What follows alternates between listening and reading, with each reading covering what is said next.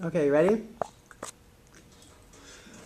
Welcome, students. Today, first of all, I want to introduce you to my assistant here. This is Pierre Persson, and Pierre is from France. He's a visiting assistant professor, and he and I are going to go through 10 tips for writing the research paper. As you can see, we have tip number 1, and before I get into the tips, I must remind you that Mountain Dew really helps you in the research writing process. So Pierre here has a cup of Mountain Dew. Don't get that mixed up with any other type of beverage, please. Now, and this is supposed to say go DCE. You notice he is in Everest green and gold here today.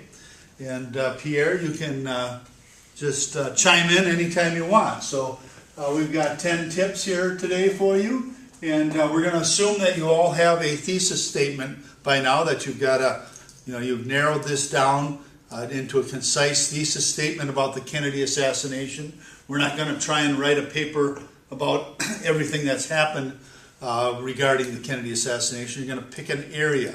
You're going to look at, for example, the ballistic evidence in the Kennedy assassination. Or you're looking at Lee Harvey Oswald's role in the assassination, whether he's guilty or innocent. Or you're looking at the Warren Commission as to whether they conducted a proper and accurate investigation. So you've got your thesis statement, and now you've kind of starting your research, and you're taking all of your notes on note cards, right? And right now I have 125 note cards here, and I'm pretty much ready to write my paper. But let's just kind of review real quickly the note card, because it's really important when you're researching that your note card has the right information on it. Obviously, you've got the number here. We talked about that on the previous video that Mr. Greil made, that's tied to your bib card. And then you have your note here, and you're taking this note about Lee Oswald owning a Mannlicher Carcano rifle.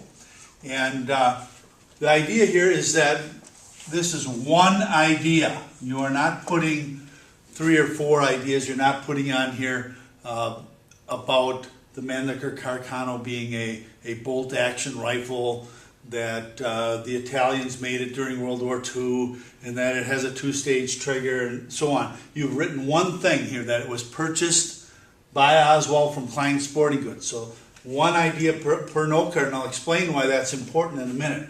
This area up here is kind of critical, and that's where you put your topic. But I'm going to give you a tip here about note cards. This is my first tip here, is that you are going to leave that blank.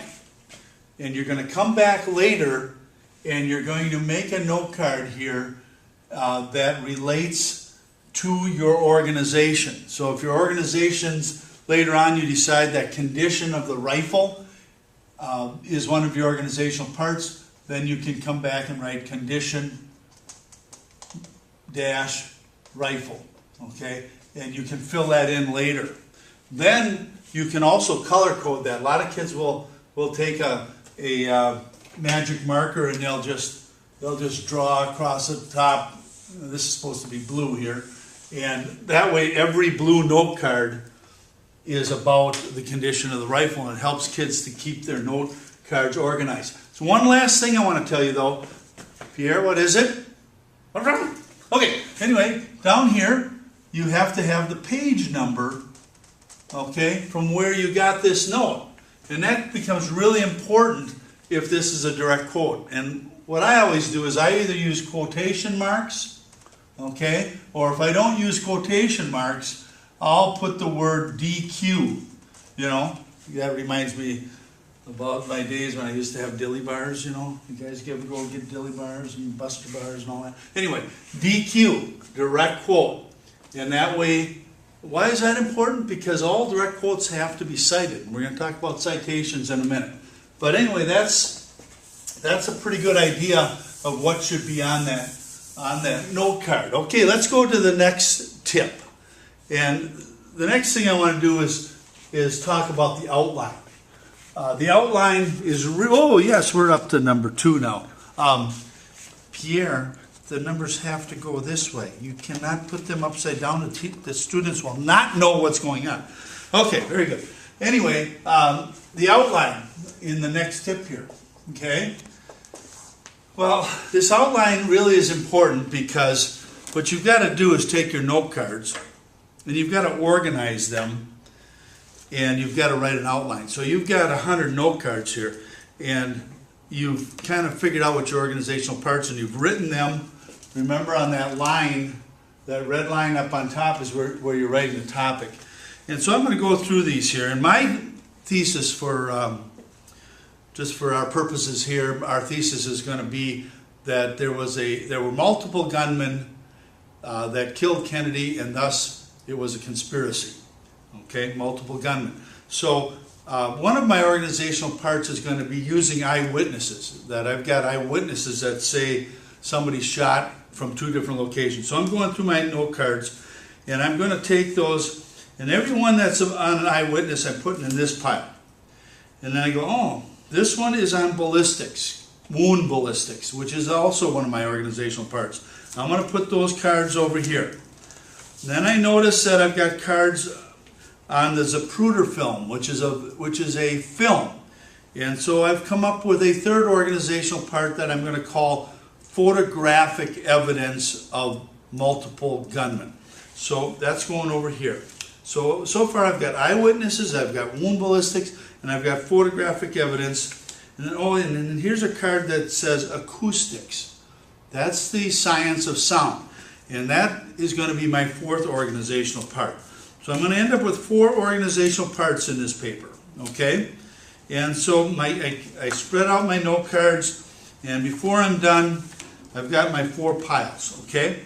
So, but before I can start doing my outline, I have to go through each of those 4 piles and organize those cards. So this one happens to be eyewitnesses. So I go through and I'm reading about this and I'm going, I've got eyewitness here. S.M. Holland, who saw a puff of smoke over by the grassy knoll. And then here's one where a guy said that he saw footprints behind the grassy knoll in the parking lot. And then here's another one about hearing shots on the grassy knoll. So I'm putting all my grassy knoll witnesses in one pile. And then I notice that I also have witnesses that say that shots came from the Texas School Book Depository. So that's a different area. And then, here's one where it's Mr. Newman says he saw the shot hit Kennedy's head. So he's viewed something of the motorcade. So that's my third part. So I have 3 sub-parts, right? And they, again, Pierre, are you listening? Okay, very good. And what are my 3 parts, Pierre? Okay, so we've got eyewitnesses of the grassy knoll, eyewitnesses of the Texas School Depository, and then, oh yes, I know that's your favorite part, eyewitnesses of the motorcade. So, so you end up dividing these up. So now, they're ready to go here, and you got them in order, and that part of your outline is ready to go. So I'm going to do that with all 4 parts. I'm going to do that with wound ballistics, because I've got a head shot, I've got a back shot, and then I've got the shots of Conley. So I got all these different wounds, so I got those all organized, right?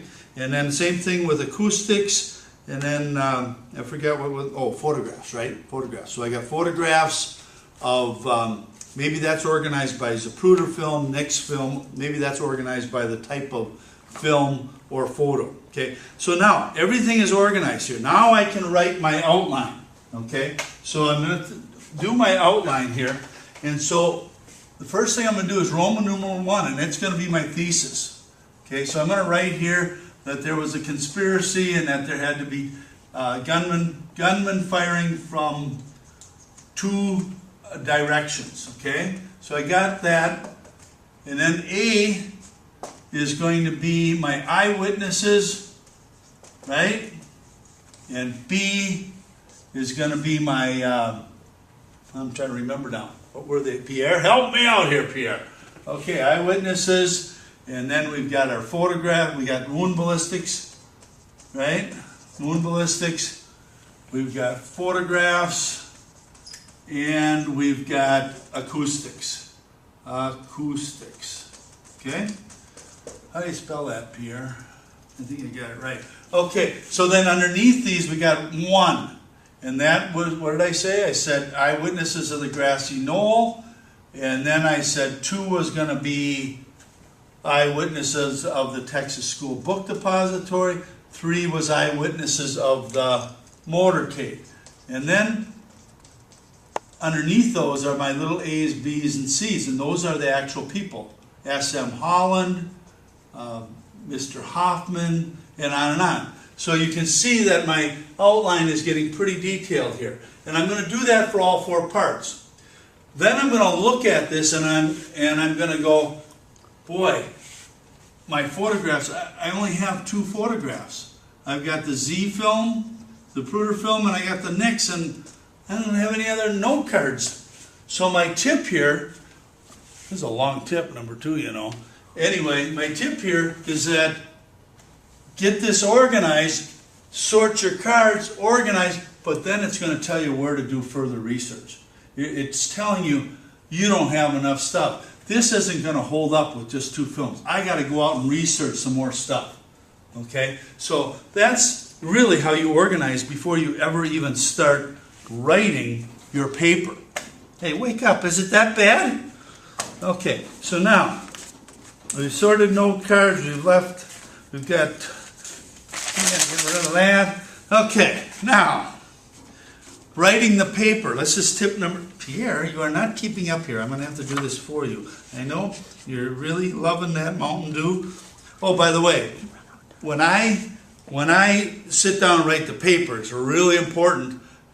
At least a liter of Mountain Dew, a pound of M&Ms, and some good rock and roll 60s music. And that is a tip that is really important. Well, maybe not. Anyway, writing the paper, you're going to write this in chunks. Okay? When you sit down and write this paper, you're not going to write a paper. You're not going to start at 5 o'clock at night and get done at 2 in the morning.